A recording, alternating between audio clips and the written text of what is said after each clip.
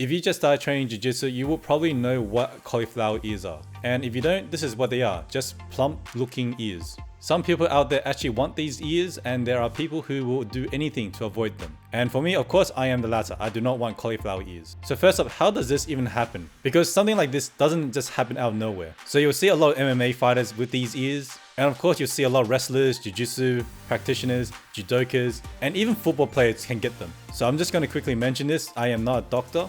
Not a doctor. Shh. And you should not be taking any medical advice from me. So therefore, I do not know any medical terms or anything, but this is just going to be a video about my experience and how I handled my cauliflower ears. So from the day of this recording, I have been training for about 2.5 years. And within those times, I've had cauliflower ears twice. And I'll say that I think I managed it pretty well because I'm walking around with, I reckon, pretty normal ears. So how do you even get cauliflower ears? So there's two main ways of getting cauliflower ears. The first and most common way of getting it is when you get blunt force trauma on your ear. So if your ears kept getting punched or getting kicked or kneed, eventually it's going to bruise and fluid is going to start rushing into it. Another common way of getting cauliflower ear is if your ears kept getting squished. For example, if you get triangled a lot and your ears get pressed into your head a lot, there's a chance that your ear might get bruised or get battered from just getting squished into your head. Same thing, it will get bruised and fluid will start building up in your ear. From my personal experience, both the time I got cauliflower ear is from getting kneed in the head.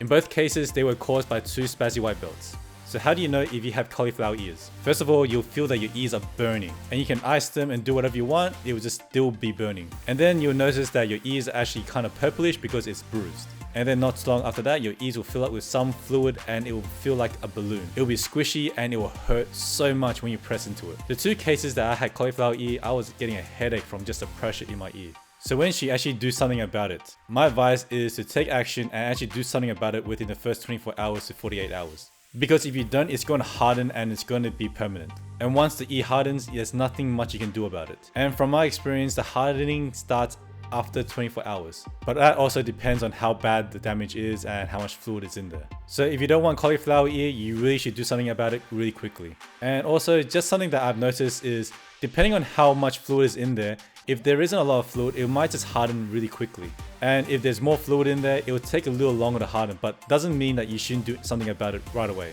So long story short is just to take action right away as soon as possible if you don't want cauliflower ear. So next up is, what did I do when I got knocked in the ear so bad that there was fluid build up in my ear? So first up, you need to drain the fluid. You can either find a doctor that is willing to do it, or find a friend that somehow knows how to do it for you. If you have a friend who is a nurse, be good friends with them and ask them if they can do it for you. Whatever it is, whoever it is, you just need someone to help you drain it. You can also do it yourself if you're not squeamish. I mean, I did it myself the second time. The first time I had a friend drain it for me, and then eventually I figured out how to do it and I started doing it myself. Of course, I'm not recommending this, but this is just what I did. Also, just an FYI, in Sydney, not every doctor is willing to do it for you. So you have to call them up and ask them if they will drain your ear. And if you go to a random doctor and they don't want to drain your ear, they might just tell you to put some cream on it that is anti-inflammatory. And spoiler alert, it doesn't work. You're better off just draining it yourself, or find someone else that's willing to drain it for you. Once you drain all the fluid, you'll actually feel the pressure relief from your ear. And if you experience headaches from it, you will actually feel much better once it's been drained. But once you've drained the fluid, you will need to clamp it down.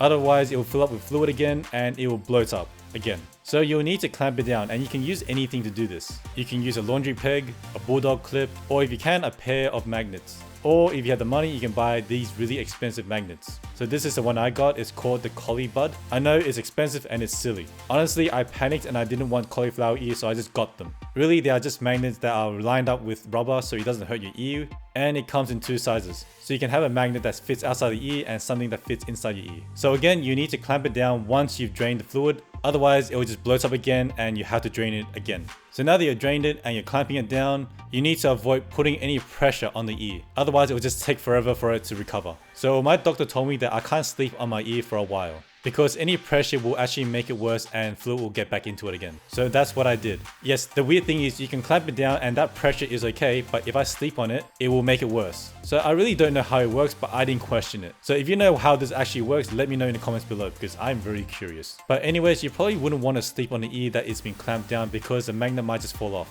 And finally, you'll need to protect your ear from further damage. So this means no impact or any pressure on the ear. Otherwise, it will take even longer to repair and fluid might come back again. But this doesn't mean you can't train, you just need to be careful. So tell your training partner that your ear hurts and hopefully they'll look after you. But to be safe and have a peace of mind, I just got myself a headgear that I will wear for sparring. There are a few types of headgear, and there are ones that you'll see that wrestlers wear, and then there are other ones that look similar but not quite the same. I personally got the one that is branded with Browse. Honestly, you don't have to get a particular brand because they all seem to be coming from the same manufacturer, just with different logos. Before you buy a headgear, just make sure there are plastic cups that covers your ear and are designed for grappling sports. You don't want to get the same one that boxers or kickboxers uses. Those are designed to protect your head from impact, but for those ones that are designed for grappling sports are there for protecting your ear. Honestly, the only reason I got this is because it suited my head better. I have borrowed headgear from friends and they didn't fit my head as well, and they were a little bit clunky to put on. So how long will it take for your ear to fully recover? I think this really comes down to how bad the damage is, but you'll need to clamp it down until the ear stops bloating up. But even if the ear isn't bloating anymore, it'll still be sore. So I had my ear clamped down with a magnet for about a week or two, and I didn't sleep on my ear for about a month. And similar with my headgear, I was wearing it for about a month because it was still very sensitive and it was really tender.